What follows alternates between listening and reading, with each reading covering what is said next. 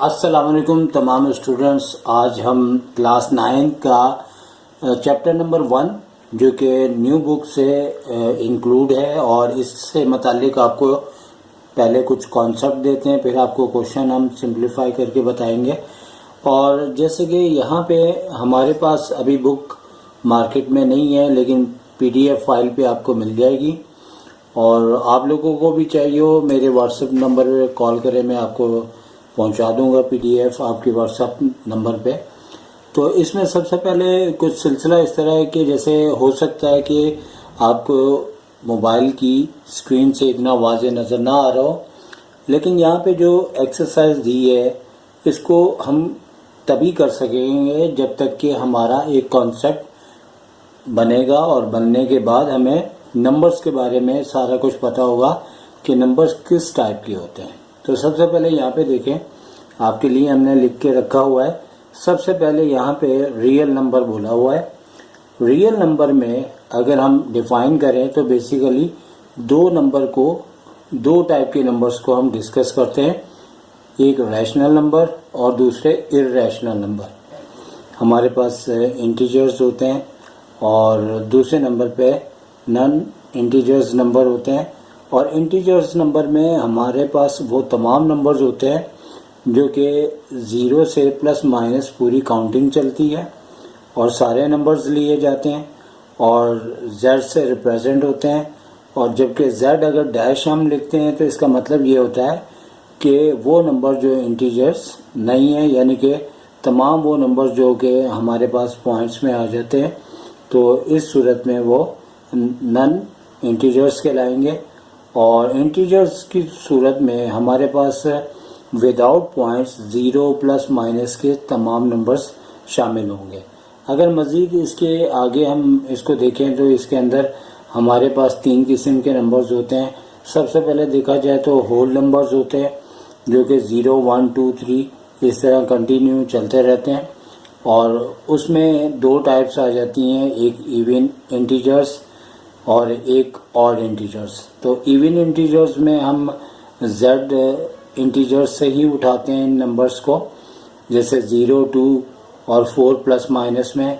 और odd number हमारे पास 1, 3, 5 plus minus दोनों साइन में लिए जाते हैं और ये कंटिन्यू इसी तरह से चलते हैं जो कि 2 के टेबल्स में से डिवाइड नहीं होते, जबकि इवन नंबर डिवाइड हो जाते हैं। तो ये तो एक कॉन्सेप्ट था जो हमारी बुक में भी लिखा हुआ है। अब इसके बाद अगर हम बात करें तो यहाँ पे जैसे कि हमें यहाँ पे क्वेश्चंस 1.1 के दिए हुए हैं और हमसे कहा गया है कि आप ये बताएं कि कौन से नंबर हैं यहाँ पे जो कि रैशनल और इर्रेशनल नंबर्स हैं। इनको हमें अलग अलग करके एक कॉलम्स में लिखना होगा।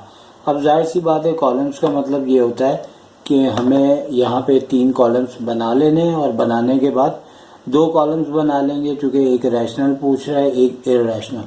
अब सारी बात है कि आपको सिंपल कैलकुलेटर की परमिशन होती है और आपको कॉन्सेप्ट्स ऐसे देना है कि देखें, अगर हमारे रैशनल नंबर्स वो कहलाएंगे जो कि पूरे डिवाइड हो जाते हैं, और अगर पूरे डिवाइड हो जाते हैं तो वो रैशनल्स कहलाएंगे। अगर पूरे डिवाइड नहीं होते और उसकी डिवाइड कंप्लीट नहीं होती तो वो फिर इर्रेशनल नंबर्स कहलाते हैं। और मज़ीद इनकी टाइप्स भी होती है। अब जैसे अगर हम इसमें देखें तो सबसे पहला जो हमारे पास क्वेश्चंस लिखा हुआ है वो 1/5 है। अब 1/5 को अगर हम कैलकुलेटर से करें, जाहिर सी बात है ये MCQ से रिलेटेड है और कैलकुलेटर आपको दिया जाता है। तो 1 को 5 से 0.2 आ रहा है और ये पॉइंट के अंदर पूरा डिवाइड हो जाता है और डिवाइड होने से जो आंसर आता है वो आपका, जैसे कि हमने रैशनल को यहाँ पे भी मेंशन किया है कि नॉन इंटीजर्स यानी कि Z डैश। तो इसका मीनिंग है कि पूरे डिवाइड हों लेकिन पॉइंट के अंदर होंगे ये नंबर और पूरे डिवाइड हो जाएंगे। ऐसा नहीं होगा कि जैसे 1 को अगर हम 3 से डिवाइड कर रहे हैं तो वो 0.33 आएगा, जो कि हम करके बताते हैं। तो ये नंबर हमारे पास जो है इस तरह से ये रैशनल नंबर्स कहलाएगा। और जैसे हम अपनी तरफ से बात कर रहे थे कि 1 को डिवाइड अगर 3 से करें तो ये 0.33 आ रहा है। तो ये इर्रेशनल नंबर होता है, और जैसे ही ये एक्सरसाइज आगे बढ़ेगी तो इर्रेशनल के अंदर भी हमारे पास टाइप्स आ जाएंगे जो हम आपको एक्सप्लेन करेंगे। और अभी सिर्फ हमें ये बताना है कि कौन सा इर्रेशनल है, कौन सा रैशनल है। और बहुत सारे छोटे छोटे से क्वेश्चन दिए गए हैं। अब जैसे फॉर एग्जांपल अगर हम इससे अगला वाला क्वेश्चन करें तो उसमें रूट में 2 दिया हुआ है और उसको डिवाइड करना है 8 से। अब जैसे हमने डिवाइड किया तो देखें इसकी डिवाइड हमारे कैलकुलेटर में मुकम्मल नहीं हो पाई, तो इस सूरत में ये इर्रेशनल हमारे पास कहलाएगा। और इसी तरह और आगे नंबर दिए हुए हैं। हम सारे क्वेश्चंस में ये सिर्फ MCQs वाइज क्वेश्चंस आ सकते हैं। फिर हमें पाई भी दिया हुआ है, और पाई ये जाहिर सी बात है पाई की वैल्यू होती है 22 डिवाइडेड बाय 7, तो ये भी कंप्लीट नहीं होती। तो ये इर्रेशनल नंबर्स हैं। बुक के आखिर में तमाम क्वेश्चंस के आंसर दिए हुए हैं, आप अपने जहन से करें और जहन के बाद आप आंसर्स को मैच करें। लेकिन ऐसा नहीं है कि बुक के पीछे से आंसर देख के आप वही लिख दें, आप खुद करें और मैचिंग करें, और मैचिंग के बाद अगर आपके जहन से आंसर डिफरेंट आता है तो फिर उसके बारे में सोचें। लेकिन हमने आपको ये बताया कि रैशनल नंबर्स में हमारे पास इंटीजर्स यानी कि इनमें कोई भी ऐसा नंबर फिलहाल नज़र नहीं आ रहा पहले क्वेश्चन में जो रूट से पूरा विदाउट पॉइंट्स बाहर आए।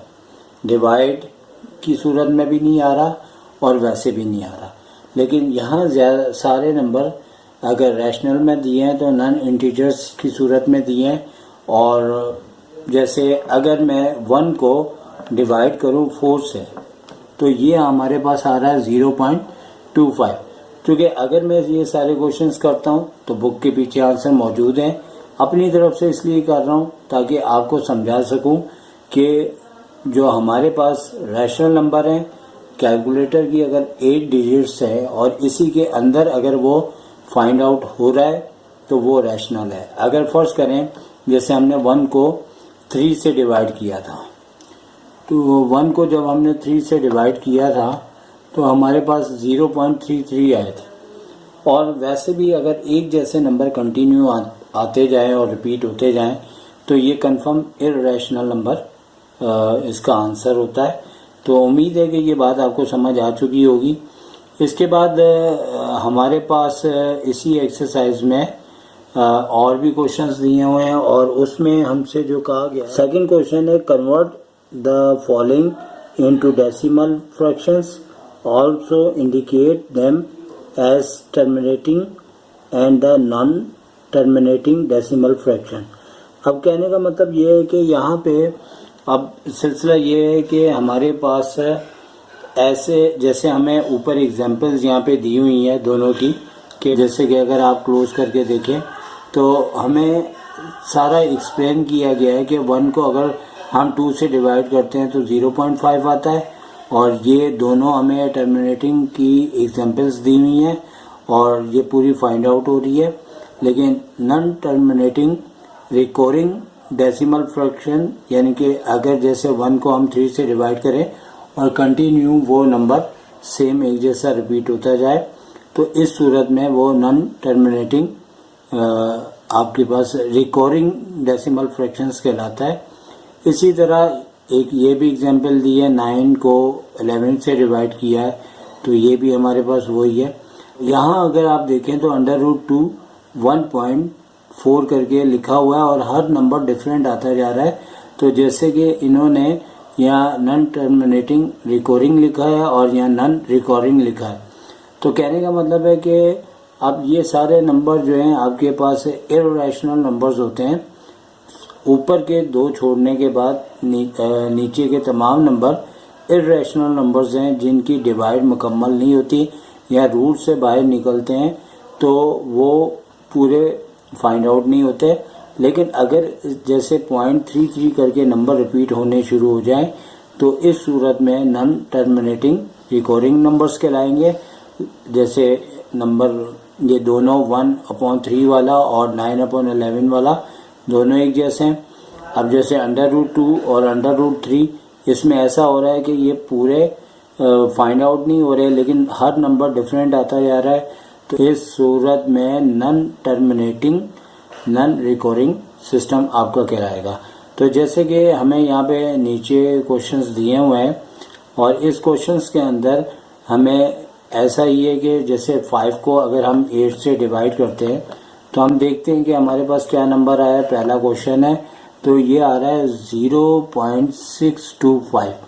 तो इसका मतलब ये हुआ कि ये हमारे पास जैसे ऊपर एग्जाम्पल समझाइए जो पूरा डिवाइड हो गया, तो इस सूरत में ये टर्मिनेटिंग डेसिमल फ्रैक्शंस कहलाएगा।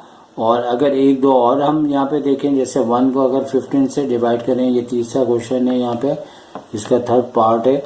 1 को 15 से डिवाइड करते हैं तो ये देखें 0.06666 चलता जा रहा है और सेम नंबर अगर आ रहे हैं तो इस सूरत में इसका आंसर आपके पास जैसे कि यहाँ पे ये 2 एग्जाम्पल्स दी हुई हैं, नॉन टर्मिनेटिंग रिकरिंग फ्रैक्शंस कहलाएगा इस सूरत में। और उम्मीद है कि आज हमने आपको थोड़ा सा इसका बेसिक कॉन्सेप्ट, जो कि निस्बतन थोड़ा सा ऐसा टॉपिक होता है जो कि बच्चों को फौरी तौर पे इतना क्लियर नहीं होता, एक बहुत ज़्यादा अच्छी प्रैक्टिस करने के बाद ये बात हमें कुछ समझ आनी शुरू हो जाती है। इसकी निस्बत आगे की एक्सरसाइज है बहुत सिंपल, बहुत आसान है, लेकिन स्टार्टिंग के अंदर ये चीज़ें हम लोग स्टूडेंट लोग काफ़ी छोटी क्लासों में निगलेक्ट कर देते हैं, जिसकी वजह से इसको समझते हुए थोड़ी बहुत दिक्कत सी महसूस होती है। तो आज हम आपको इतने एक्सप्लेन करते हैं, इंशाल्लाह हम नेक्स्ट वीडियो में इससे आगे चलेंगे। ये हमारी 1.1 थी, जिसको हमने बेसिक इंट्रोडक्शंस के साथ आपको थोड़ा बहुत एक्सप्लेन किया। तो नेक्स्ट वीडियो में नेक्स्ट क्वेश्चंस के साथ आपकी खिदमत में हाजिर होंगे। सर शाहिद को इजाज़त दीजिए। टेक केयर, अल्लाह हाफ़िज़।